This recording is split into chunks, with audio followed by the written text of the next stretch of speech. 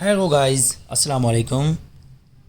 Today we are going to discuss a very interesting topic 1973 oil embargo and its economic impacts on the West. We will specifically discuss the case study of United States. Now, basically an embargo is a formal order in which government of a state prohibits commerce with any specific state or any particular exchange. This embargo is used as a tool to harm the other states' functioning.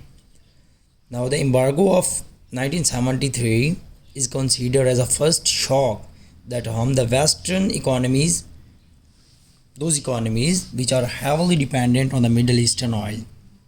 Now, how embargo works? Basically, in embargo, the states having a common interest usually band together and sign the joint agreements. Why? To ensure their supports for banning trade with a specific state. Now, embargo could be between two or more than two states. Now, what in embargo, not all the products or services are restricted, but only specific ones. Throughout the history, we have seen states put embargo on each other, like US Iran embargo, US Cuba embargo, and we have US Japan embargo and Arab United States embargo, which we are going to discuss in detail. If we look at the short background, so in 1948, what was happened? In 1948, Israel come into 56% of the Palestinian land. This was unlike by the Arab. Why Arab was against it? That why Israel come on the Palestinian land? And similarly, during Suez Canal crisis, Israel was supported by the Britain and France. On the other hand, France also overthrew the Arab. So Arab was against Western because both states were Western, France and Britain. Similarly, in 1970s, it was the era in which Cold War was on peak. Cold War was between United States and USSR. Look what was happening in 1970s. Egypt was supported by the USSR. On the other hand, United States, which was in the side of Israel. So this concept provoked that this was the step which provoked the Arabs, even OPEC, Organization of Petroleum Exporting Countries. They decided to raise their prices of oil by 70%. Similarly, they further decided to restrict the production of oil by 5%. So, in 1973, US announced 2.2 billion aid for Israel.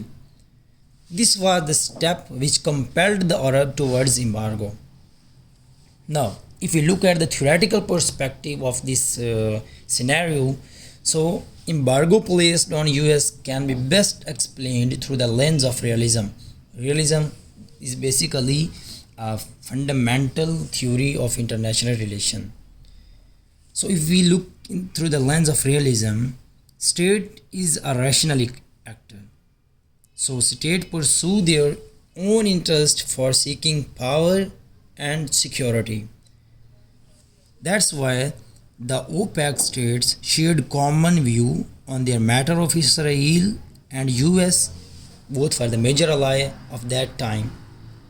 That's why OPEC states follow embargo in order to coerce US and Israel. Now, what were the impacts of embargo on the West and specifically United States? First step was the prices of oil increased massively in United States, and the price of oil per barrel first doubled, and with time this price became quadrupled. And panic of buying started in USA. Gas stations were out of gas and people had to wait for gas for hours, even for days. Similarly, unemployment rose to new heights which worsened the living conditions of the people. It went up to 9% by the year of 1975. At that time, a new term which is called stagflation come into being, which is basically the inflation along with the declining GDP, which was facing by the US that time. So what was the US response against embargo? US Congress created the strategic petroleum reserves to supply at least 90 days of oil in case of another embargo. It also reduced the national speed limit of vehicles 55 miles per hour to conserve gas. Similarly, President Nixon instituted daylight saving time year round for 1974 and 1975. Nixon also seriously considered a military action to seize the oil fields in Arabs. While embargo ended in 1974 with negotiation of Nixon with the OPEC states.